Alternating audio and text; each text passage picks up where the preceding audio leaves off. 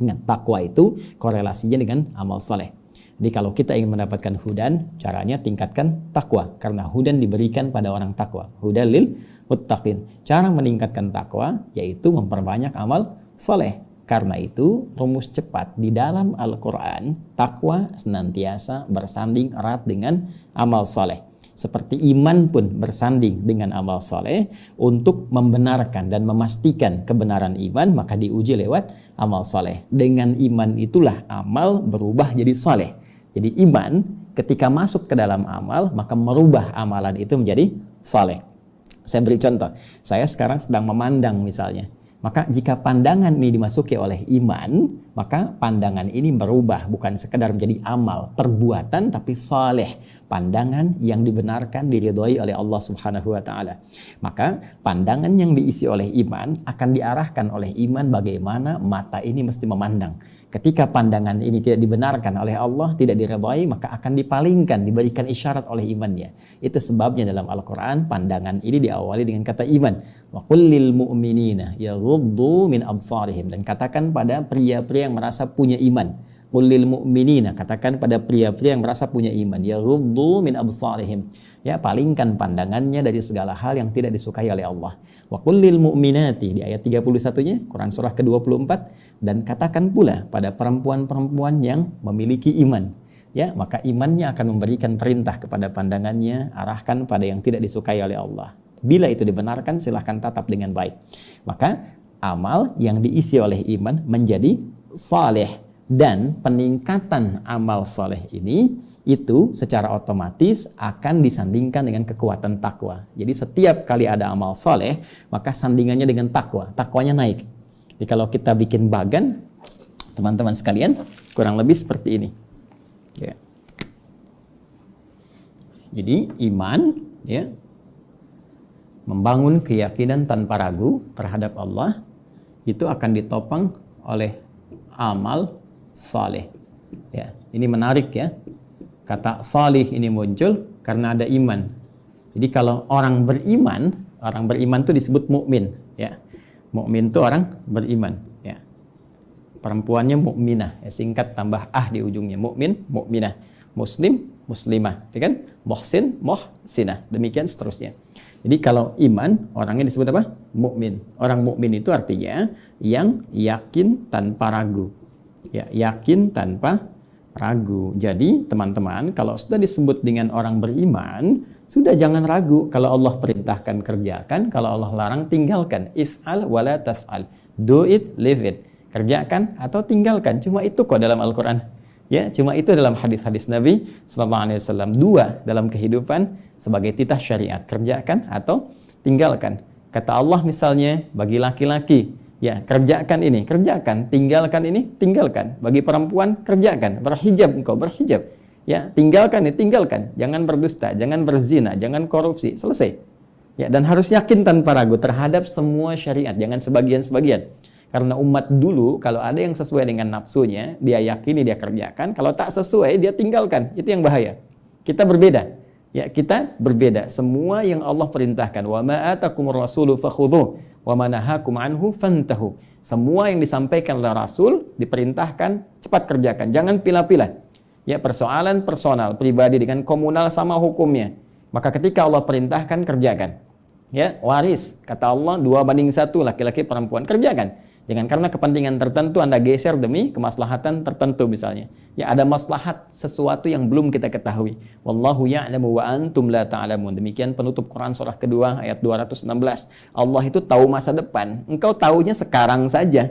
Sekarang pun yang telah engkau alami, yang belum kau lalui, itu belum kau ketahui. Ya, Allahu ya'lamu, sedangkan Allah mengetahui masa depan. Karena itu setiap ketetapan Allah kepada kita itu desainnya bukan desain singkat kekinian. Sekarang saja.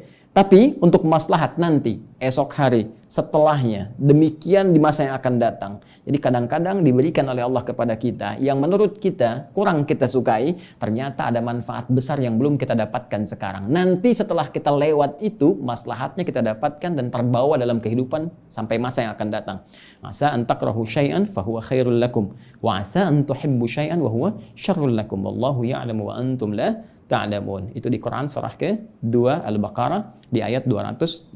Paling kiri, agak sedikit ke atas posisinya, ya. Orang yang yakin tanpa ragu disebut dengan mukmin. Perempuannya mukminah. Dia punya iman. Iman ini akan menjadikan membimbing seluruh perbuatannya. Amal itu perbuatan, teman-teman. Ya, amal itu perbuatan, ya. Tulisannya begini, ya. Amal. Ya. Amalun. Ingat, ada amal pakai hamzah, ya, amal. Amalun. Baik. Ada amal, itu beda. Amal yang ini perbuatan. Amal yang ini cita-cita, harapan, keinginan kuat. Amal, amali, Amelia, ya. Anak saya yang perempuan nomor 2, Amelia Habibatul Mustafa. Keinginanku yang sangat kuat, putriku yang kedua menjadi kekasih Rasulullah SAW, pecinta Nabi SAW. Ya, itu amalun yang ini. Ya, amalun. Amalun ini perbuatan. Jamaknya disebut dengan a'mal, al-a'mal. Nah, seperti ini. Jadi ada amalun, ada a'malun. Ini jamak bentuknya. Perbuatan. Ingat, bukan sekedar perbuatan. Nanti ada fa'alun, ada amalun. Perbuatan yang senantiasa dilekatkan kepada Allah. Itu diksinya di Al-Quran umumnya menggunakan kata fa'ala. Ya, fa'ala. Jadi kalau Anda temukan fa'ala, wallahu yaf'alu ma yurid. Fa'ala, fa'ala, fa'ala, fa'ala. Tapi yang terkait dengan manusia, itu umumnya menggunakan diksi amila ya'malu amal. Ya, ingat, kadang ada menggunakan kata fa'ala dalam konteks negatif, yang seharusnya tidak dikerjakan oleh manusia, ya. Tapi kalau kembali kepada Allah, semua hal positif menggunakan kata fa'ala. Ini untuk membedakan antara perbuatan Khalik dengan makhluk yang jauh perbedaannya. Itulah keindahan Al-Quran. Nah, perbuatan manusia, diksi umumnya disebutkan dalam Al-Quran menggunakan amal. Pada dasarnya, amal itu memiliki makna setiap perbuatan yang akan dipertanggungjawabkan, ditanya, disoal, dipertanggungjawabkan, ya. Karena itu pekerjaan di bahasa Arab sekarang amal. Ma'amaluk, apa pekerjaan Anda? Kenapa orang ngantor itu di kantor disebut dengan amil, pekerja, ya? Muwazzaf itu kesibukannya, pekerjaannya disebut amil, ya. Orang kerja amilun, pekerjaannya amalun. Muwazzaf itu profesinya, ya, baik aktivitasnya. Sekarang pekerjaannya disebut amal. Kenapa orang bekerja disebut amal? Karena setiap pekerjaan dipertanggungjawabkan. Anda kerja di kantor, bikin laporan kan? Ditanya kan? Laporan bermasalah, ya, pekerjaan Anda punya persoalan. Laporan Anda sukses, ya, karir Anda meningkat. Ya, jadi kalau kehidupan dunia saja ditanya, dipersoalkan, maka bagaimana dengan kehidupan hakiki kita di akhirat nanti? Kehidupan abadi kita. Karena itu, kenapa dalam diksi Al-Quran perbuatan manusia menggunakan kata amal? Karena setiap detil aktivitas manusia itu akan ditanya, dipersoalkan, dan dipertanggungjawabkan di hadapan Allah Subhanahu wa Ta'ala. Sekecil apapun akan ditampakkan, diperlihatkan, ditanya. Ya, faman ya'mal mithqala dzarratin khairan yarah wa man ya'mal mithqala dzarratin syarran yarah. Maka sekecil apapun perbuatan, walaupun sebesar biji sawi, sebesar atom, sekecil apapun, kalau baik ditampakkan, ditanya, disoal, dihisab positif. Kalau jelek pun ditampakkan, ditanya, disoal, dihisab negatif. Semua punya muara, semua punya akibatnya. Karena itu mesti hati-hati, ya, mesti hati-hati.